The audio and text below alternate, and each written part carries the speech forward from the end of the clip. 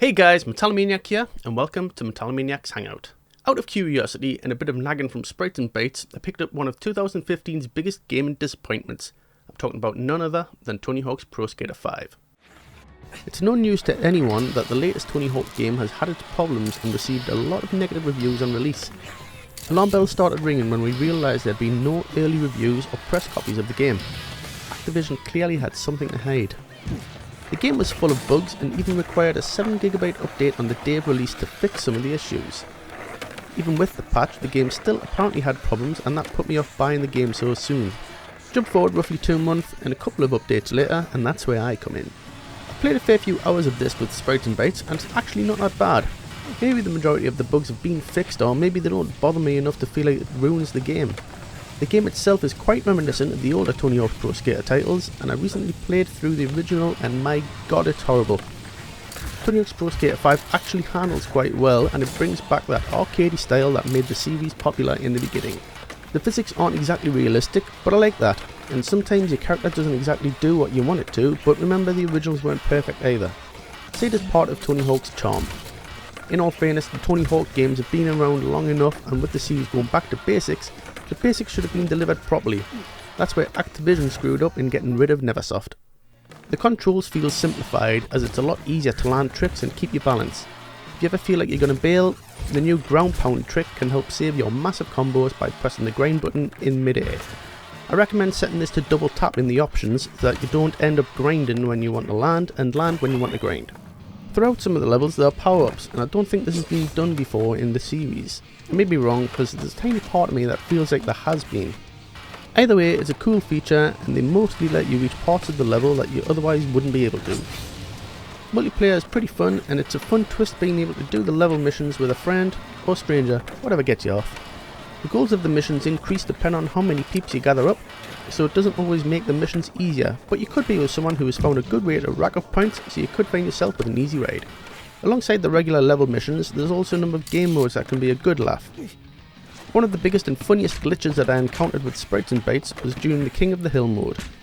Only the king can rack up points, and the other players have to shoot dodgeballs at the king to take over. The glitch came about towards the end of the run when I shot Gareth, and for me, his headless body lay there, lifeless. What he was saying though was totally different. He was still unable to move and led me to pick up the win. There are 10 levels to choose from, most of which feel like they borrow heavily from, or shall we say are inspired by, older Tony Hawk levels. This is a good thing though, because it shows the team were fans of the originals too, and that they at least tried to give some good fan service. Sometimes it falls short, but I forgive them. And by falling short, I mean horrible framerate issues on a few of the levels. Maybe I'm being a bit harsh, as you do kinda get used to it, but it is a shock going from a nice steady 60 frames per second to something that feels like it fluctuates between 30 and 40. These are the sort of things that make people hate on the game, so it's not uncalled for. Hopefully there'll be another patch or so to try and fix these issues. I haven't checked out the user created levels much, but it worked well when I did try it. It's got the usual sorting system, so you can try out the favourites or the latest additions. It could be a good way of getting more out of the game. The character selection is probably one of the biggest letdowns for me. No sight of Bob Burnquist, Kareem Campbell, Lisa Steamer, even Bam Margera. We've got Tony and his son Riley.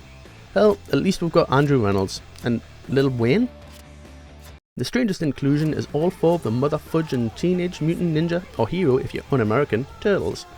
For the most part, Tony Hawk games have had some strange inclusions.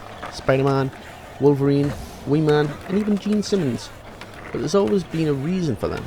I can't figure out why they went with the Turtles, but the graphic style does look very similar to the new Turtles game. Character creation has totally changed too. Now you must choose one of the characters included and effectively replace them, taking only their moveset.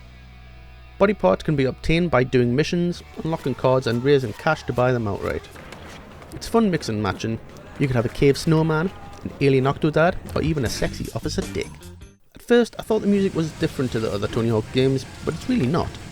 The games have always had a mixture of genres from bands I've never heard of, but the more memorable tracks have been hip-hop and pop-punk based. There's a little bit of that here, and I think there's only one song here that I've heard before. No idea of the name, or the band, because for some reason you can't view or edit the track list like you could in pretty much every other Tony Hawk game. I really think the game isn't as bad as what the majority of the people say it is. I will say that it's not a $60 or a 40 to 50 quid game. I picked it up for 20 quid, and I would say even 30 is worth it. If you're a fan of the old Tony Hawk's games, definitely give this a shot. Hopefully I've managed to change your views on one of the most hated games of 2015. And with that being said, I want to thank you for watching, and I'll see you next time in Metalomaniacs Hangout.